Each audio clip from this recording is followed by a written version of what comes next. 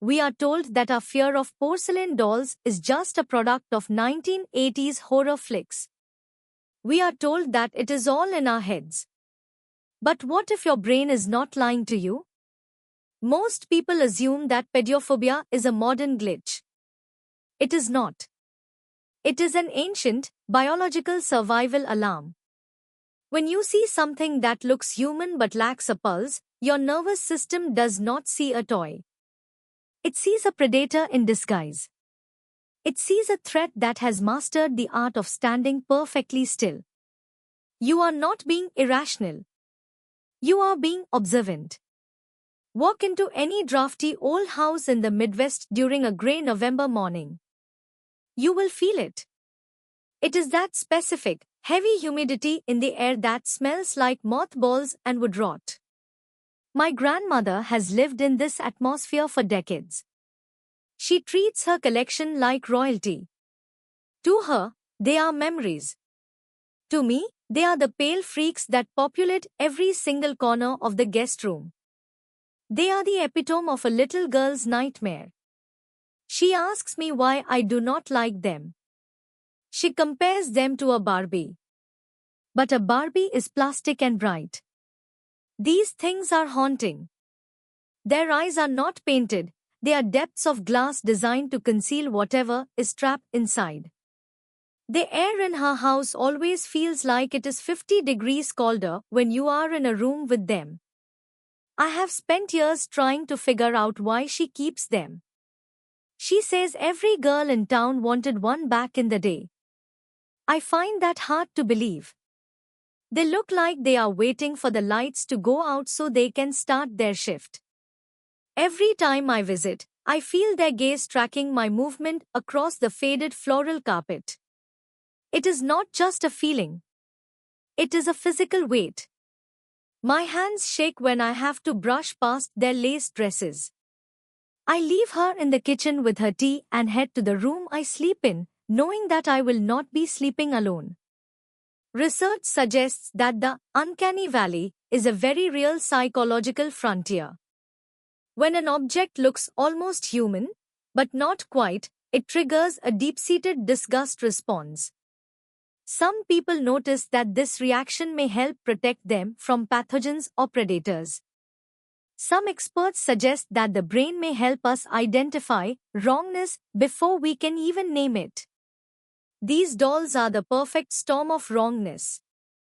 They have the proportions of a child but the skin of a corpse. In the 19th century, dolls were often used as mourning objects. They were vessels for grief. That energy does not just evaporate. It sticks. When you stare into those glass eyes, you are looking at a design intended to bridge the gap between the living and the dead. Some research suggests that our ancestors used these proxies to handle things they could not talk about. But when those proxies start winking at you, the science goes out the window. If you have ever seen a doll move out of the corner of your eye, you are experiencing a sensory override. Some people believe this is a hallucination brought on by stress. Others suggest it is a genuine interaction with a lingering domestic energy. Either way, the pain you feel when you look at them is your body's way of saying, "Get out." The situation escalated on a Tuesday night. I was staring at a particular doll on the dresser. I waited for it. I pushed through the fear. Then, it happened. A slow, deliberate wink. A grin that stretched across its painted face like a crack in a frozen lake. This was not the first time. I remembered the kitchen incident years ago when the food was scattered and I was blamed. I knew the truth. These dolls are alive. I grabbed the one that grinned by its neck. I told it to talk or lose its head. I felt a searing, sharp pain in my hand. A bite mark. Real blood. The pale freak was fighting back.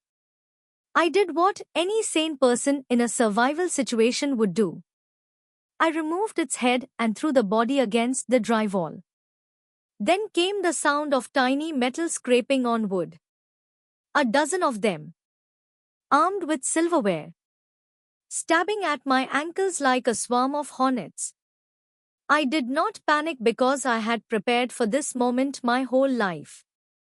I kicked. I tossed. I used their own folks against them. Their bodies are weak. They are just porcelain and stuffing. I overpowered them because I refused to be a victim of their secret. If you find yourself in a house like this, don't play nice. Research suggests that setting boundaries may help, but sometimes you just have to fight back. If you have a collection of dolls in your attic, maybe go check on them today.